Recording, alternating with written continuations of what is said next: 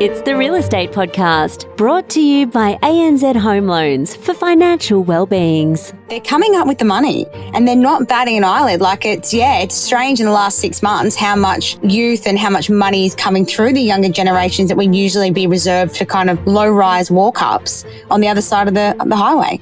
And that is Katrina talking about Surfers Paradise this morning. And welcome back to another Real Estate Breakfast podcast as we navigate together through this 2025 year. Every morning as we talk to all of these expert property real estate commentators, a lot of real estate agents around the country, as we get their analysis and their predictions.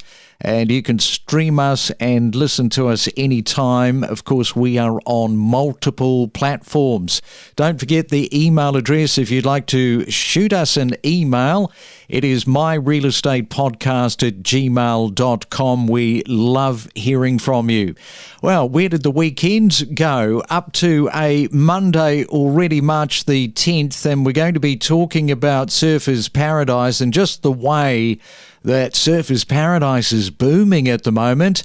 House prices have soared. Get this. How's this for a number? 127% in 5 years, hitting for houses $2.8 million.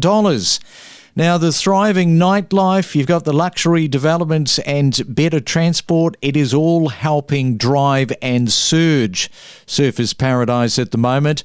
The Gold Coast is attracting young tech and social media stars, and we're going to be talking about that, transforming it into Australia's beachside Manhattan.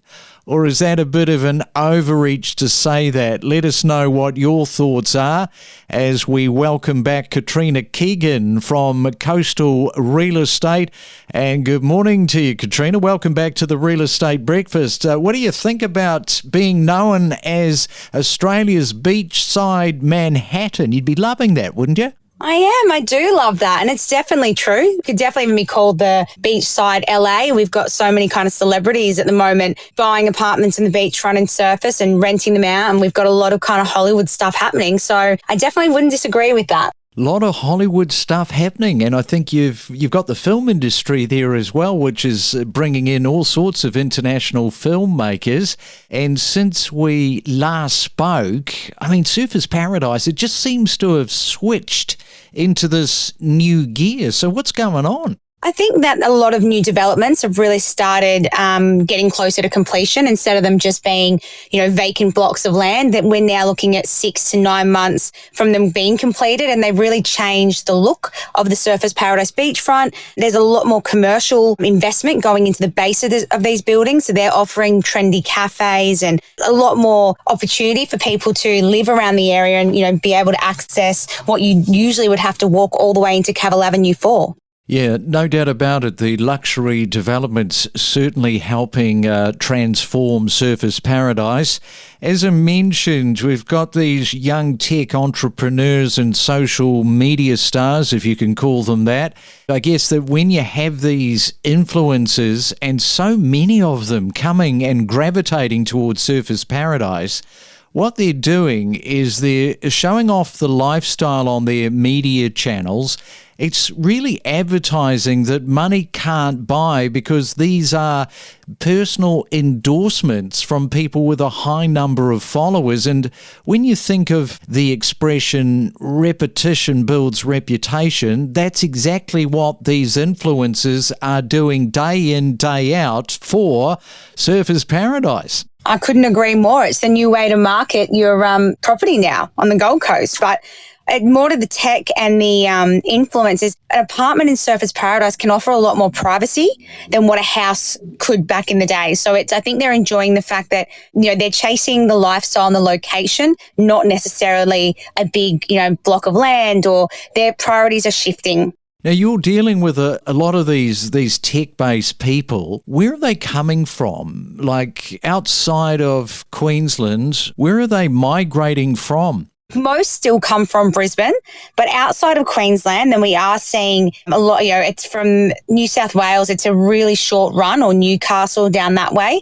It's not necessarily Victoria, mainly, Brisbane, Sunshine Coast and New South Wales is where they're coming from, because they can still be a plane ride away from friends and family, but have privacy and, their own oasis up here. Yeah, and we talk about the film industry. One of the great things about that, along with other industries, is that it brings people in for a job, and they're there, in this case, maybe the film industry. They're experiencing what Surfers Paradise is all about. They may not have otherwise have landed into Surfers Paradise, particularly if they're coming from outside of the country. Have you had those sorts of inquiries where they've got a taste for it and they've come to you and said, look, we're seriously interested in buying a luxury apartment? Yeah, definitely. And we're getting a lot of people that are overseas that have come over and then are buying something off the plan and then upgrading that before they've even settled on it. So you'll sell one to one buyer and then they'll recommend 2 to 3 to 4 other people on. So we're getting a lot of families, a lot of referrals through those 1 or 2 off the plan sales. All right, we're talking to Katrina. We'll come back in just a moment because I want to find out a little bit more about the revitalisation of projects like Paradise Centre and how that is all sort of stimulating what is happening, what is going on in Surfers Paradise. We're back after this. Remember to follow us on any of the podcast platforms so you never miss a real estate podcast. You can follow us on Apple, Spotify and Amazon. Know your property with us. Yeah, so trying to save money, I've never really sort of understood why people decide to try and save money, cut corners and cut out the accountant, the tax advisor. If you're a millennial listening to this morning, go and see an accountant, a tax expert, because you will end up saving money. Now, you guys are quoted as saying that for a brand new 3-bedroom house, landlords can potentially claim between $10,000 and $15,000 in deductions within the first year. The result of those construction cost increases is that property investors are now seeing higher deductions because those cost increases is resulted in higher build costs, which ultimately means the end investor can now claim higher deductions as well. And those figures can go up higher as well for 4-bedroom homes, for apartment complexes as well. They're very typical figures, and they're figures that no one should be scoffing at. We don't just report on real estate news, we take you to the source of the information. We produce more property podcasts every week than anyone else. We are your trusted guide for all things real estate. And we're talking to Katrina there in Surfers Paradise, who is giving us a little bit of a breakdown. You talked about Surfers Paradise as attracting the sophisticated buyer, including downsizers and sea changes from major cities. Let's just talk about the revitalisation, because that leads into investor confidence. And yes, that project of Paradise Centre, that redevelopment, how sort of significant is that for boosting investor confidence in Surfers Paradise, do you think? It's been fantastic. It's not just the revamping of the centre. It's the restaurants and the bars that it's attracted with it. It's just almost given it a great facelift. And even this week, we've just had, a new beach festival be launched right out the front of the Paradise Centre. There's a lot more upgraded, and Cavill Avenue and Orchid Avenue being upgraded. We're now attracting, bands and festivals, and it's a lot more money that's getting injected into Surfers Paradise because of it. And in terms of the rental market and the growth in that sector, interstate families and investors, they're capitalising in on that? Oh, definitely. The rentals, our rental returns have yet to drop back. They've just been increasing each month. The more owner-occupiers that we're putting in these beachfront apartments and beachside apartments means there's less and less available. So that's bringing the investors' rental income up. Occupancy is at an all-time high, and there's not a lot of empty rooms. What about the demography? Is that, I guess that must be changing, somewhat because of all of the new money and the young new money that is coming in? Yeah, definitely.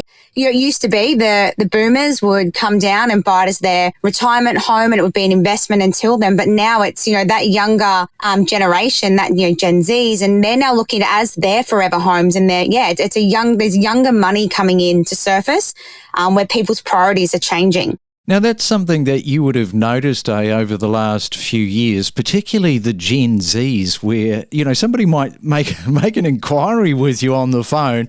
They turn up and they're looking at a luxury apartment, and you're thinking, does this person really have the money?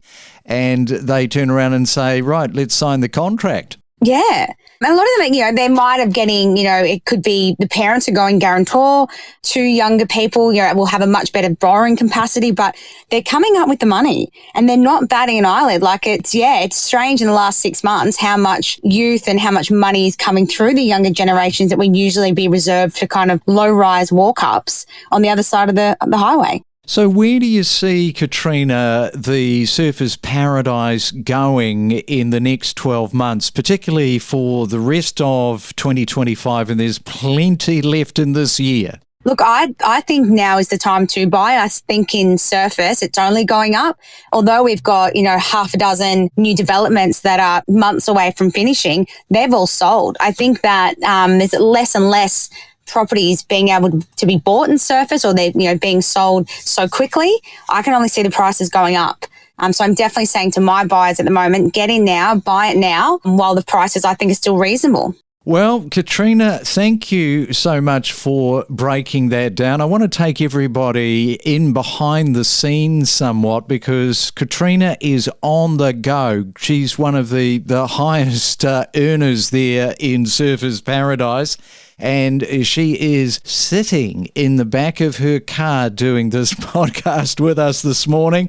So well done for that and taking the time out to talk to us. No, that's okay. Look, it's I love doing this, and it's only a few minutes. And we're very busy this week, so whenever I can fit it in, always happy to help. Thanks for having me. From first-time home buyers to seasoned investors to breaking property news, discover the stories behind the real estate. Many townhouses, 3-bedroom, 2-bathroom, up for sale for probably that early $200,000 range, less than 10 years old. I pain myself to say that I didn't buy any.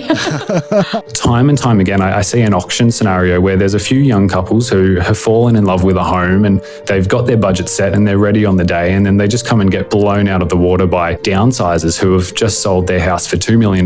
They've got cash in the bank, and ultimately they don't really care what they pay for that house. Once they set their eyes on it, they'll pay whatever they need to get it. And if we looked at some stats across neighbouring suburbs, in Crow's Nest, properties priced between 700 and 900 were about 50% of the market share. And if we looked at other suburbs like Wollongong and St Leonard's, 60 or 70% of that market was all over 1.1 to 2 million. So we saw actually just a lot of lower priced apartments selling last year than higher priced apartments. Make sure that you're talking to your lender. Your lender does not want to see you go into a mortgage sale. That is the last thing that your bank wants to do. But some people are actually very nervous, aren't they, about talking to their bank, so they kind of just leave it when they should be talking to them. People don't realise that the credit legislation that we have in Australia gives people the right to ask for their contract to be varied if their circumstances have changed. The customer can ask their lender for whatever variation they need on their contract so that they can meet their obligations. And